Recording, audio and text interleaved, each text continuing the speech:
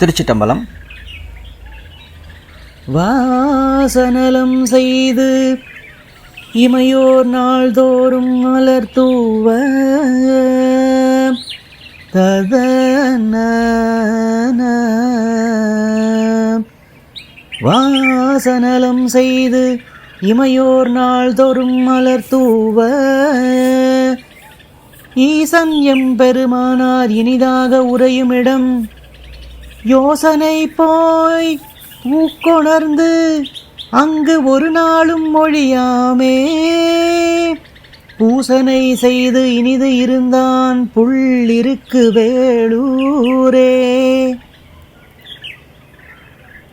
திருச்சிட்டம்பலம்.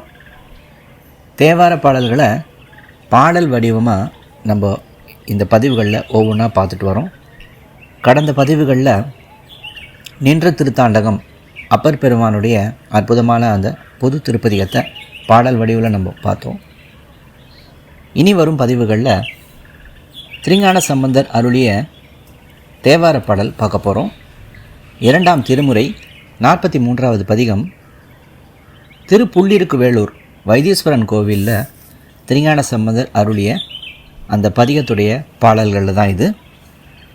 தன்னுடைய 5வது தலையாத்திரையின் முதல் தலமாக கண்ணார் கோயில் சென்று வழிபட்ட திருஞான சம்பந்தர் அந்த தலத்திலிருந்து புறப்பட்டு காவிரி நதியோட வடகரை ஓரமாக மேற்கு திசை நோக்கி சென்று புள்ளிருக்கு வேளூர் சென்றடைகிறாராம்.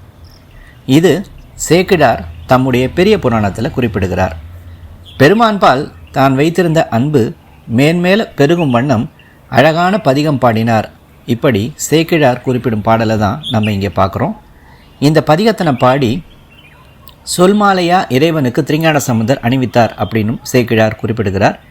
இந்த பதிகத்துடைய அனைத்து பாடல்களையுமே திருஞான சம்பந்தர் சடாயுவினை குறிப்பிட்டு சடாயு செய்த வழிபாட்டினை குறிப்பிடுகிறார்.